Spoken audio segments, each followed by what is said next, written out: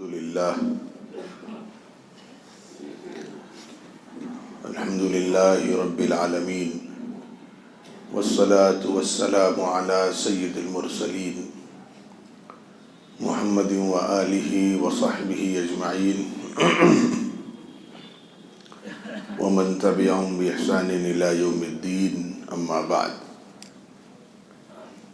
أعوذ بالله من الشيطان الرجيم بسم الله الرحمن الرحيم شهر رمضان الذي أنزل فيه القرآن هدى للناس وبينات من الهدى والفرقان صدق الله العظيم رب اشرح لي صدري ويسر لي أمري سبحانك لا علم لنا إلا ما علمتنا إنك أنت العليم الحكيم سبحان ربك رب العزة عما يصفون وسلام على المرسلين والحمد لله رب العالمين۔ قابل احترام بزرگوں اور میرے عزیز دوستوں، آج شعبان کے مہینے کا یہ آخری جمعہ ہے اور امکان اس بات کا ہے کہ انشاءاللہ 2 دن کے بعد یعنی دوشنبے سے قوی امکان ہے کہ تراویح کا سلسلہ شروع ہو جائے گا اور منگل سے انشاءاللہ روزوں کا سلسلہ بھی شروع ہو جائے گا۔ میں قصداً 2-4 منٹ پہلے حاضر ہو گیا اس لیے کہ اب رمضان کے آغاز کی نسبت سے کچھ باتیں تو ضرور عرض کرنی ہے، لیکن 1-2 باتیں ہیں جو میں چاہ رہا ہوں کہ اگر اللہ نے توفیق دی اور موقع رہا تو وہ بھی عرض کروں گا۔ فی الحال جس نسبت پر آج ہم جمع ہوئے ہیں اس پر بات ہو جائے۔ رمضان شریف کے حوالے سے اللہ رب العزت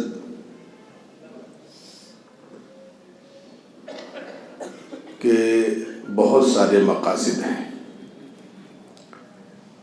صرف روزہ رکھنا ہی مقصد نہیں ہے، روزے کے ذریعے سے تقویٰ پیدا ہو جائے یہ بھی ایک مقصد ہے، روزہ رکھ کر کے کچھ جسمانی روحانی فائدے حاصل ہو جائیں وہ بھی ایک مقصد ہے۔ قرآن کے حوالے سے رمضان کے کئی مقاصد ہیں، اسی لیے رمضان کا ایک نام ماہ رمضان بھی ہے اور ماہ قرآن بھی ہے، قرآن کا مہینہ۔ اس مہینے میں قرآن مجید کا نزول ہوا۔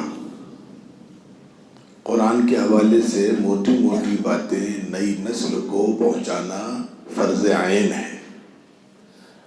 اگر کبھی اللہ توفیق دے تو اس حوالے سے بہت سی کتابیں مدارس میں مکاتب میں ملتی ہیں، وہاں سے لے کر کے اپنے بچوں کو وقتاً فوقتاً گھر میں پڑھوائیں۔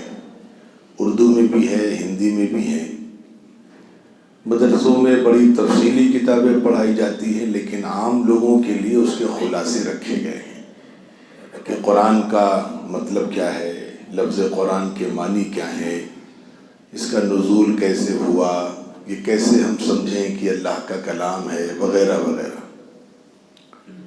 تو قرآن کے 2 نزول ہیں، ایک نزول رمضان شریف کا ہے اور اس کا دوسرا نزول پورے تقریباً 23 سال کا ہے۔ یہ جو رمضان شریف کا نزول ہے پورا کا پورا یہ شب قدر کا ہے۔ شب قدر میں اللہ رب العزت نے لوح محفوظ سے پورا قرآن بیک وقت آسمانی دنیا پر نازل فرما دیا، اور پھر بعد میں 23 سال کے عرصے میں کبھی مکے میں، کبھی مدینے میں، کبھی چند آیتیں، کبھی آیت کا کوئی ایک ٹکڑا، کبھی پوری سورت، جیسے اللہ نے مناسب سمجھا ویسے اللہ نے نازل فرمایا۔ تو قرآن مجید ایک تو نازل ہوا ہے رمضان شریف میں، اس وجہ سے اس کو ماہ قرآن بھی کہا جاتا ہے۔ دوسرا اب تراویح میں ہمارے یہاں جو ترتیب ہے قرآن سننے کی،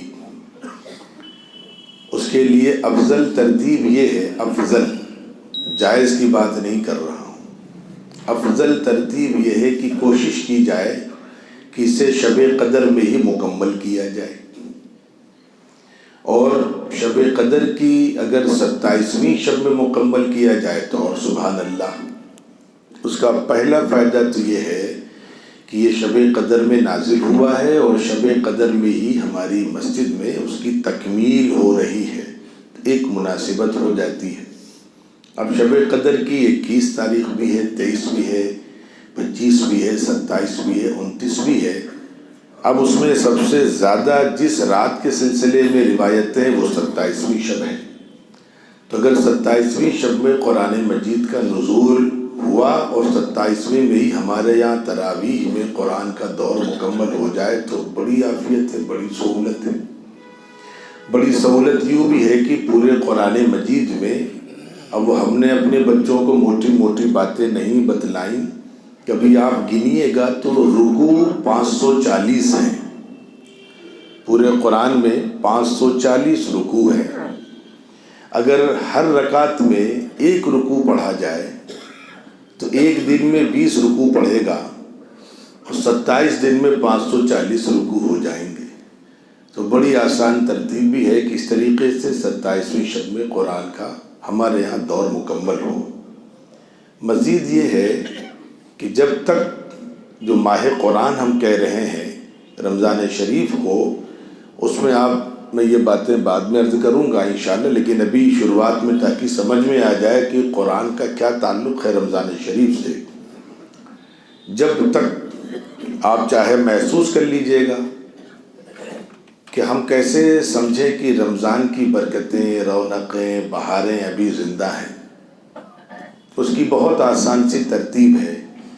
جس محلے کی مسجد میں جب تک تراویح چل رہی ہے، یا جس شخص کی تراویح کا ابھی دور چل رہا ہے، جب تک تراویح کا دور چلتا رہتا ہے تب تک لگتا ہے کہ رمضان چل رہے ہیں، اور جس روز تراویح کا دور مکمل ہو جاتا ہے اگلے روز سے ایسا محسوس ہوتا ہے کہ رمضان شریف رخصت ہو گئے ہیں، وہ پابندی بھی ختم ہو جاتی ہے۔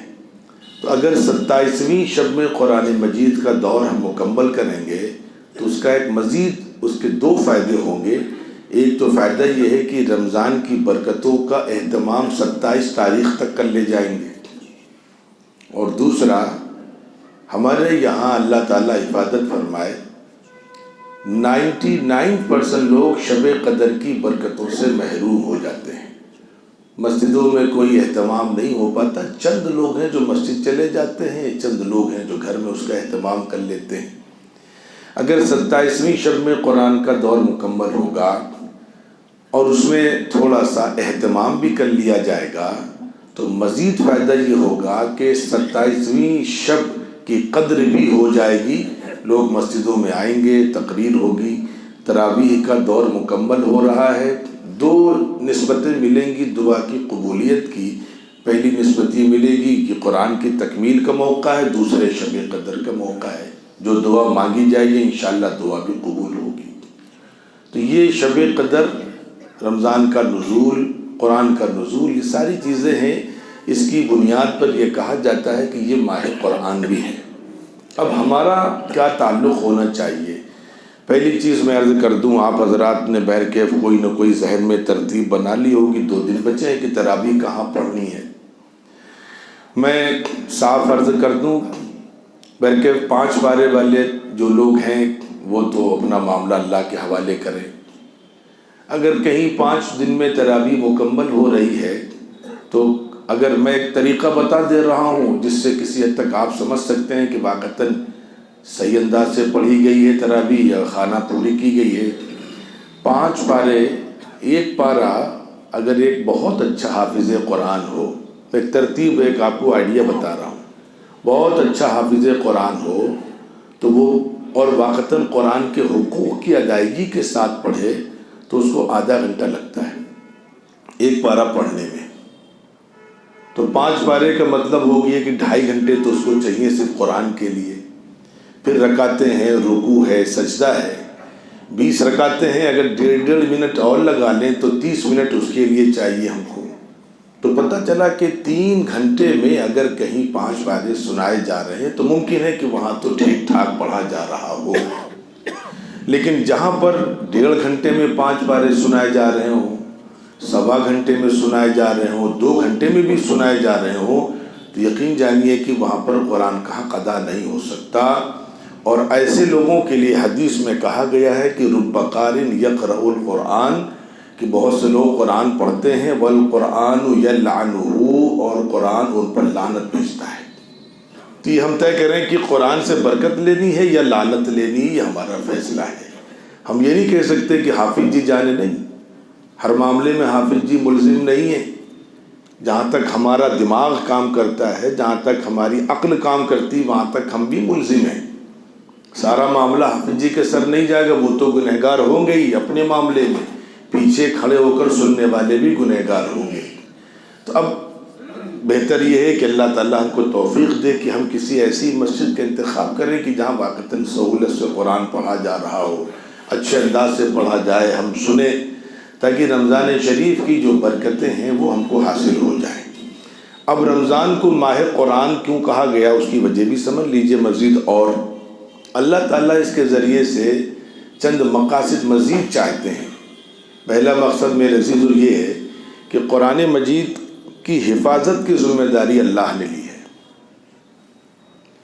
رمضان شریف کا نظام دیا ہے، اور بھی شکلیں بنائی اللہ رب العزت نے، اور کیسے کیسے اللہ کس کس بندے کو توفیق دیتے ہیں، وہ اللہ کا عجب انداز ہے۔ کورونا کے دور میں جب اسکول اور کالجز بند تھے، ایسی خبریں سننے کو ملی ہیں کہ بعض بچوں نے 1 سال میں قرآن یاد کر لیا ہے، 1 سال میں۔ یہ اللہ کا غیبی نظام، اللہ جس کو توفیق دے۔ چھٹیاں تھیں، آن لائن تعلیم چل رہی تھی، بہت سے خوش نصیب لوگوں نے کہا کہ آن لائن تعلیم تو ایک مصیبت ہے، چھوڑو اس کو، تم قرآن یاد کر لو، 1 سال پیچھے ہو جانا۔ تو 1 سال میں اللہ کے خوش نصیب چھوٹے چھوٹے بندے بچوں کی شکل میں انہوں نے قرآن مجید یاد کر لیا۔ اب قرآن مجید یاد تو کر لیا ہے، لیکن اس کو یاد رکھنا بڑا مشکل کام ہے۔ چنانچہ اس کے لیے اللہ نے رمضان کا نظام دیا ہے۔ اس لیے جو حضرات رمضان شریف میں قرآن کا دور مکمل کرتے ہیں، انشاءاللہ اللہ کی ذات سے امید رکھیں کہ ان کا قرآن محفوظ رہے گا۔ لیکن یہ کام تو حافظ جی کا ہو گیا، ہمارا کیا کام ہے؟ ہم تو حافظ ہیں نہیں۔ تو میرے عزیزو یاد رکھو، میں 2-3 باتیں عرض کر رہا ہوں کہ ہم نے اللہ کے کلام کی جو ناقدری کی ہے، اس کی غالباً ہم کو سزا مل رہی ہے۔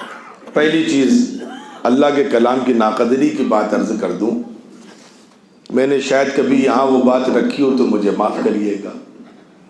ایک سوال بہت سمپل سا ہے کہ بڑے گھرانوں کے بچے مدرسوں میں کیوں نہیں جاتے ہیں؟ اب اس کو میں بدل کر کہوں کہ جو لوگ پیسے والے ہیں اپنے بچوں کو مدرسوں میں کیوں نہیں ڈالتے؟ وہ ایک جواب دیں گے کہ مدرسے کا انتظام اچھا نہیں ہے۔ میں اس سے متفق نہیں ہوں۔ بہت سے مدرسے تو ہیں واقعتاً جہاں ان کا انتظام اچھا نہیں ہے، لیکن بہت سے VIP مدرسے بھی کھل گئے ہیں۔ لکھنؤ میں کھل گئے ہیں، AC لگ رہا ہے، قالینیں لگی ہوئی ہیں، اچھے اساتذہ ہیں، اچھی تنخواہیں ہیں، اور ساؤتھ انڈیا تو بہت آگے اس معاملے میں ماشاءاللہ۔ تو ایک سوال بار بار آتا ہے کہ یہ بڑے گھرانوں کے لوگ اپنے بچوں کو مدرسے میں کیوں نہیں ڈالتے؟ یہاں پر 2 بڑے گناہ ہم کرتے ہیں۔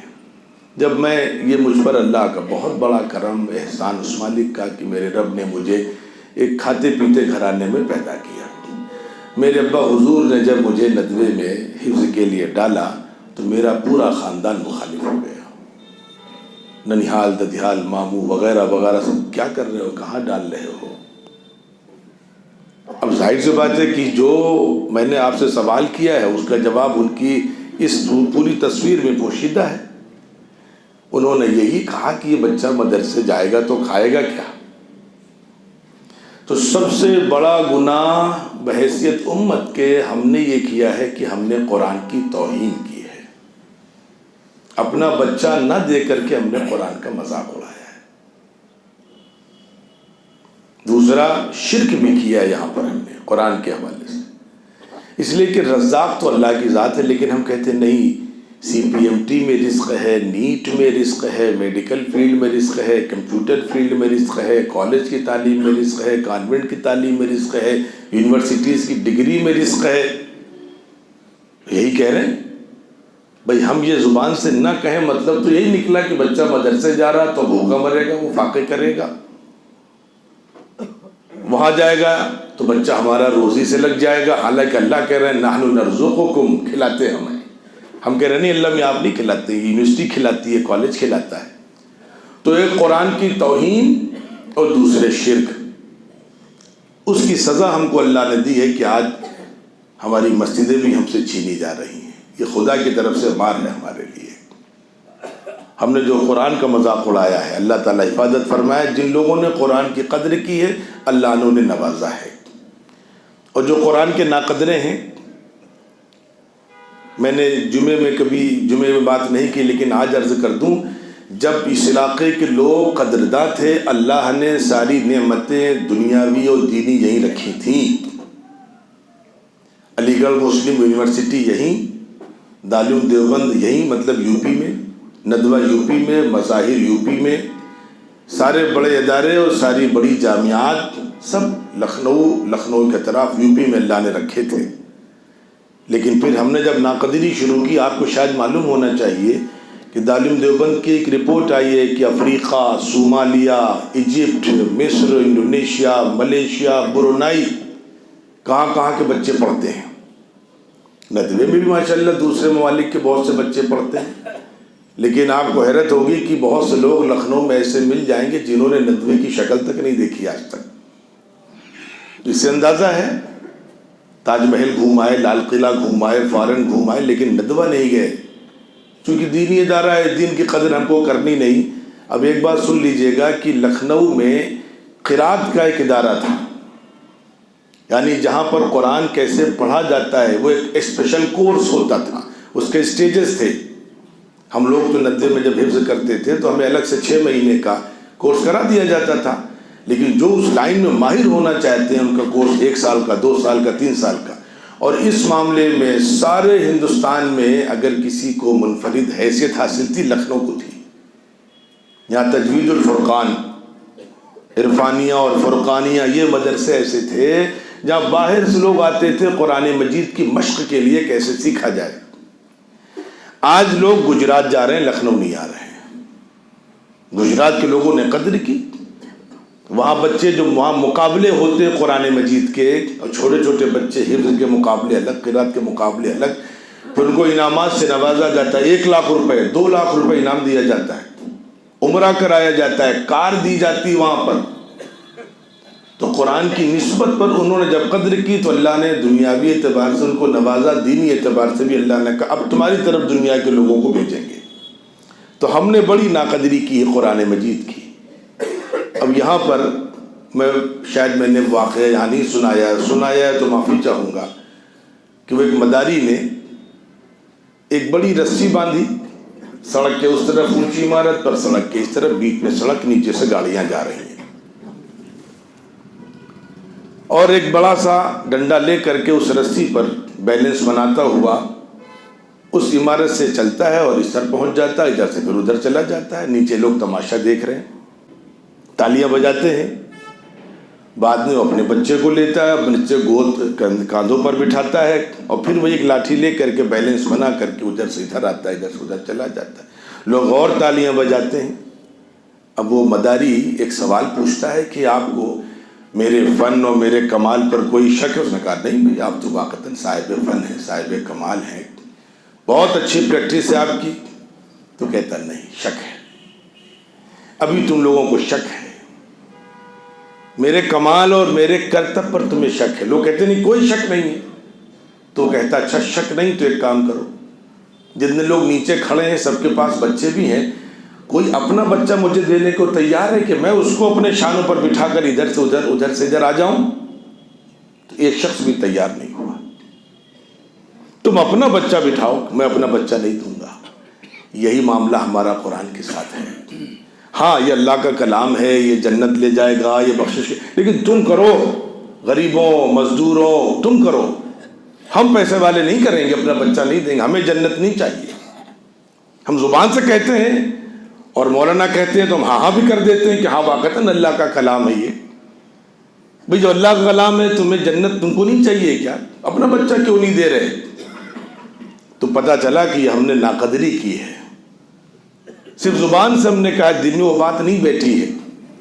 اللہ تعالیٰ ہماری حفاظت فرمائے. اسی لیے ہم صاحب قرآن ہوتے ہوئے قرآن والے گھر میں پیدا ہوئے، لیکن آج تک قرآن کی رحمتوں سے برکتوں سے محروم ہیں. میرے کچھ کزن باہر رہتے ہیں، ایک سگے کزنس، کوئی آسٹریلیا میں ہے، کوئی امریکہ میں ہے، کچھ لندن میں، کچھ کہاں. ایک مرتبہ تذکرہ ہوا تو پتہ چلا کہ ماشاءاللہ وہاں اسلام تیزی سے پھیل رہا ہے. تو میں نے پوچھا وجہ کیا اسلام کی تیزی سے پھیلنے کی؟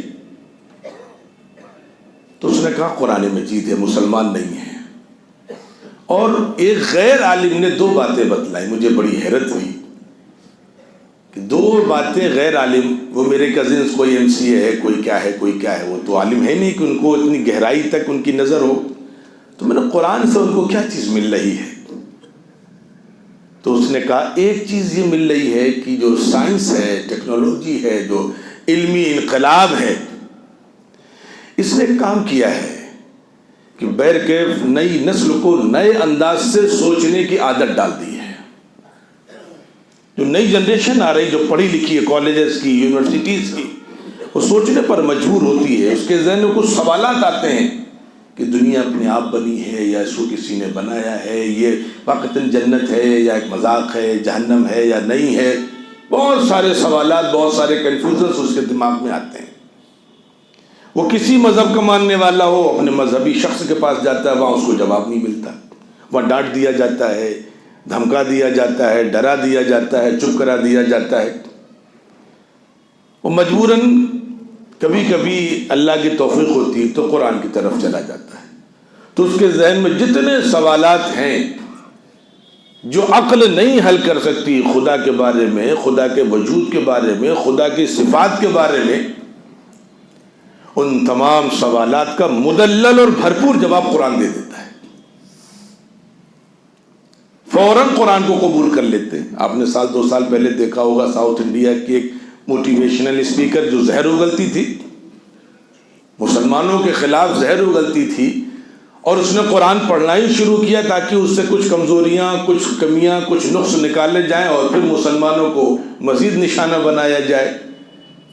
لیکن اللہ کی شان عجیب و غریب ہے کہ اللہ رب العزت نے اس کو وہیں سے ہدایت دے دی. وہ حرم شریف گئی، اس نے عمرہ کیا، وہاں پر جا کر اپنا نام بدلا، کیرل کیا، کہیں کی تھی، اور اس نے وہاں مسلمانوں سے شکایت کی، ویڈیو بنا کر ہم سے شکایت کی کہ تمہیں پتہ ہے کہ تمہارے پاس کتنا بڑا خزانہ پوشیدہ ہے. بڑے بڑے پروفیسرز، بڑے بڑے اسکالرز، بڑے بڑے رائٹرز، بڑے بڑے سائنٹسٹ، بڑے بڑے فلسفی جن سوالوں کے جواب نہیں دے پا رہے ہیں، قرآن ان کا جواب دے رہا ہے.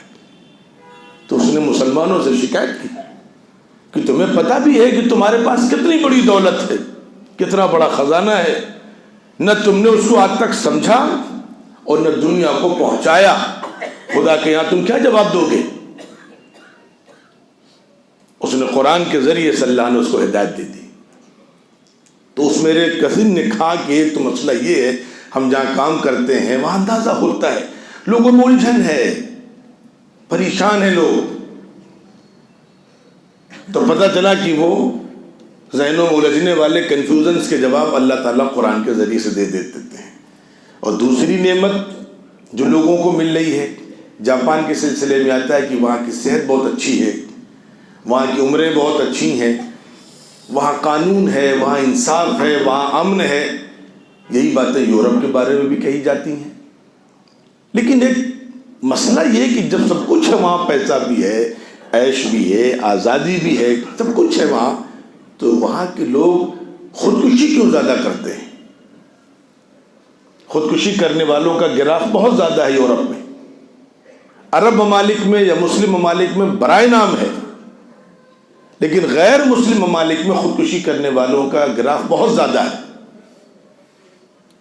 تو پتہ چلا کہ وہ بیچارے دل کے سکون کے لیے بہت پریشان رہتے ہیں.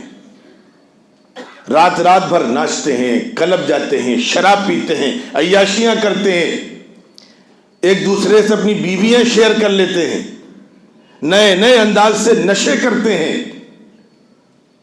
وہاں تک نشہ کرتے ہیں جہاں تک ہمارا آپ کا دماغ نہیں جاتا ہے، صرف اس لیے کہ بے چینی ہے، کچھ بے قراری ہے، کہیں پر سکون نہیں مل رہا ہے۔ لیکن جب کبھی قرآن کی ذرا سی روشنی مل جاتی ہے اور قرآن پڑھتے ہیں، قرآن کی تلاوت کرتے ہیں، تو قرآن کہتا ہے الا بذکر اللہ تطمئن القلوب، اللہ کی اس ذکر میں، اللہ کے اس کلام میں تمہارے دلوں کا اطمینان اللہ نے رکھا ہے۔ ابھی آپ نے دیکھا ہوگا کہ برطانیہ کا ایک بہت بڑا سنگر اسلام لایا، حرم شریف گیا وہ عمرہ کرنے کے لیے، کھرب پتی آدمی ہے، اور وہاں پر جا کر کے رو رہا ہے، وہ آنکھوں سے آنسوؤں کا جاری ہونا، دل سے بھاری پن کا کم ہونا، دل کو ذرا سا قرآن پڑھ لو سکون کا مل جانا، اتنی عظیم نعمت اللہ نے ہم کو دی ہے قرآن مجید کی شکل میں، لیکن اللہ تعالیٰ حفاظت فرمائے کہ ہم نے کبھی اس کی قدر نہیں کی۔ اس لیے میرے عزیزو، حافظ جی کا کام وہ ہے کہ تم قرآن یاد کرو، سناؤ، ہمارا کام یہ ہے کہ ہم رمضان شریف میں قرآن کے حوالے سے ہم نے جو ساری عمر غفلت کی ہے، اس سال اس غفلت سے توبہ کرنی ہے، قرآن پڑھنا سیکھنا ہے پہلے، ہر مسجد میں حلقے لگیں، وہاں کے امام، وہاں کے مؤذن، وہاں کے مدرس، آپ بیٹھیں ان کے پاس، بیٹھ کر کے اپنا اعوذ باللہ درست کرائیں، بسم اللہ درست کرائیں،